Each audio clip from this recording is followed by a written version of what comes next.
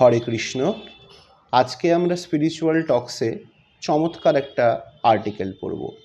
আর্টিকেলটির নাম হলো স্বার্থকে ত্যাগ করতে হবে না, বড় করো। এই জগতে কেউ স্বার্থকে ত্যাগ করতে পারে না। ঈশ্বরকে নিয়ে যেমনই স্বার্থ কাজ করে, তেমনি বিষয়কে নিয়েও স্বার্থ কাজ করে।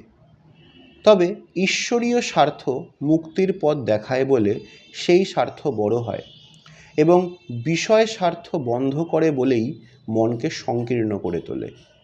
যে মুক্ত সে নিজের সঙ্গে সকলের কথাও ভাবে, এবং যে বদ্ধ সে সকলকে বাদ দিয়ে কেবল নিজের কথাই ভাবে।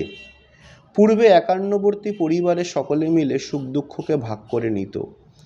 স্বার্থের সংকীর্ণতায় সেই সকল পরিবার ভেঙে ভেঙে এখন এক অন্যে পরিণত হয়েছে। ফলে দুঃখের সবটা নিজেকেই ভোগ করতে হচ্ছে।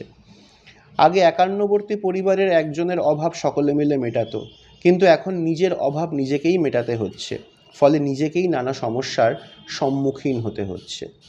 মানুষের মনের অভাব এখন এমন বেড়ে গেছে যে কেউ কারো দিকে তাকাবার সময়ই নেই। সংকীর্ণ স্বার্থই এর মূল কারণ। স্বার্থ কখনোই দোষের নয়, যদি সেই স্বার্থ বৃহতের দিকে নিয়ে যায়। সাধারণ কথায় স্বার্থত্যাগ বলতে নিজের ক্ষেত্রে আসক্তি কমানোর কথাই বোঝায়। আমাদের নিজ নিজ আসক্তি যত বাড়ে, তত সংসার ভেঙে টুকরো টুকরো হয়।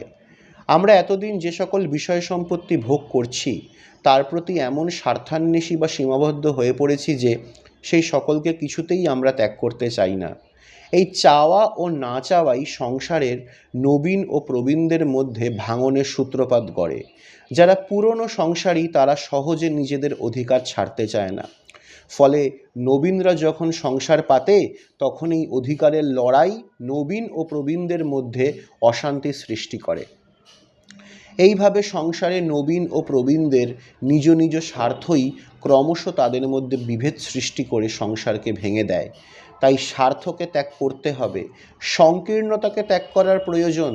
তাহলেই স্বার্থ বড় হয়ে সকলের স্বার্থ আমার স্বার্থ হয়ে প্রেম লাভ হবে। বৃহৎ স্বার্থকেই প্রেম বলে, এবং সংকীর্ণ স্বার্থকেই কাম বলে। হরি বল, কত সুন্দর কথা। বৃহৎ স্বার্থকেই প্রেম বলে এবং সংকীর্ণ স্বার্থকেই কাম বলে। যদি আমি শুধু নিজের ভালো চাই, তাহলে সেটা কাম। আমি যদি সকলের ভালো চাই, দেশের ভালো চাই, দশের ভালো চাই, পাড়া প্রতিবেশী সকলের ভালো চাই, তাহলে সেটা হচ্ছে প্রেম। তাই স্বার্থকে সংকীর্ণতা থেকে উদ্ধার করতে হবে। এটাই বৃহৎ স্বার্থের লক্ষণ, যা একতা তৈরি করে। আর আমাদের এখন একতার নিতান্তই প্রয়োজন। আশা করি এই ভিডিওগুলো আপনাদের ভালো লাগে। খুব শিগগিরই দেখা হচ্ছে পরের ভিডিওতে। হরে কৃষ্ণ।